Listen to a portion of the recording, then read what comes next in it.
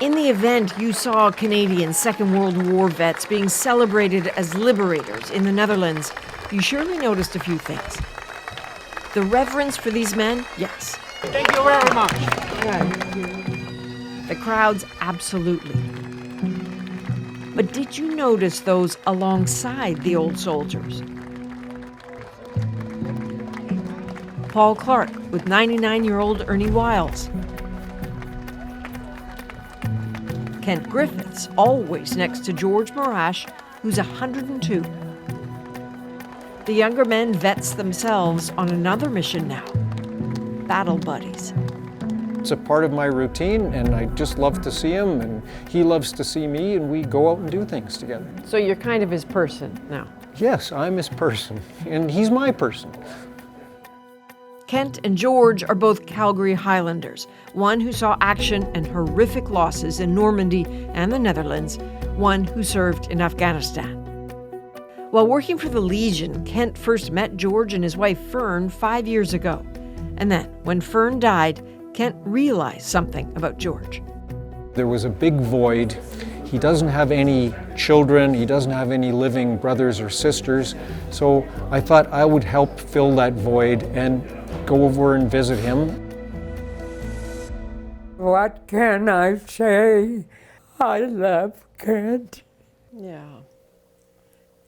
Do you find, Kent, soldier to soldier, that there are things you can talk to George about that maybe you don't talk to others about?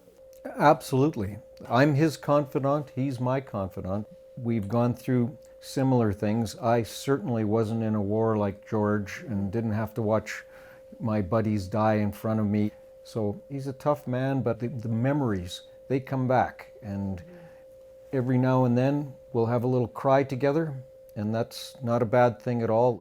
George, does it help having Kent here to be able to talk soldier to soldier? Yes. I don't know what I'd do without Kent. This is not an official program. There's no national caregiver strategy in Canada to pair younger and older vets, but it's a thought. And in the U.S., in Virginia in particular, it's a practice. It's not all sunshines and rainbows. We're doing the hard work. Like, we're the boots on the ground. Shauna McLean lost her dad to the ravages of the Vietnam-era chemical Agent Orange. Bothered by how aging vets struggle, she became the chief operating officer of Heroes Bridge, in part pairing up younger and older vets. We always say the veteran picks their battle buddy, because we can have a social and a veteran can sit with 4 different volunteers. He's going to click with probably one of them. There are phone lines for lonely vets to connect with other service members, meal deliveries, home repairs, soldiers helping soldiers. Especially our Vietnam veterans, they're a little untrusting at first that someone's going to help them and for nothing, or they say the whole, somebody else needs this more than I do. There has to be somebody who needs this help more than I do. And we're like, no, that's not what we're here specifically for you guys. Does it work? Shauna says there's every indication the companionship and caring make the men feel stronger, healthier, and that's a victory. This one here is a fire department. Even here, where these connections all happen organically without funding or structure, the results are real. You look a little younger there, Ernie. Oh, well, I'm getting younger all the time. You were a jumper, and I was a jumper. Yeah, we were paratroopers. We just trained and then went overseas and did our work over there. Ernie Wiles was one of a few elite Canadians in 1944 to join Operation Market Garden, dropping into the Dutch city of Arnhem, pushing through German lines. Yeah, we were the first troops in there. That's why, they think so much of us. It's really amazing. It's amazing.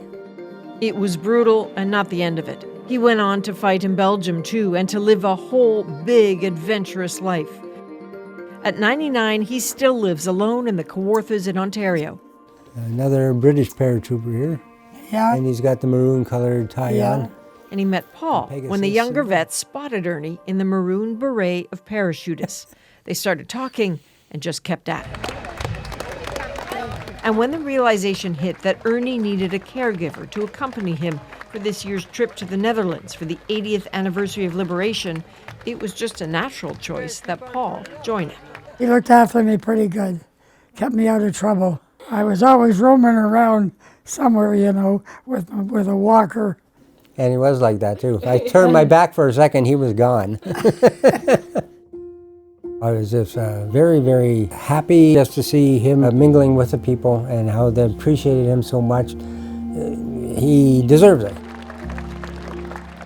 Nice to have a good friend with you, that's for sure. The trip, a memory now, the relationship still ongoing. As much as he can, Paul checks in on Ernie.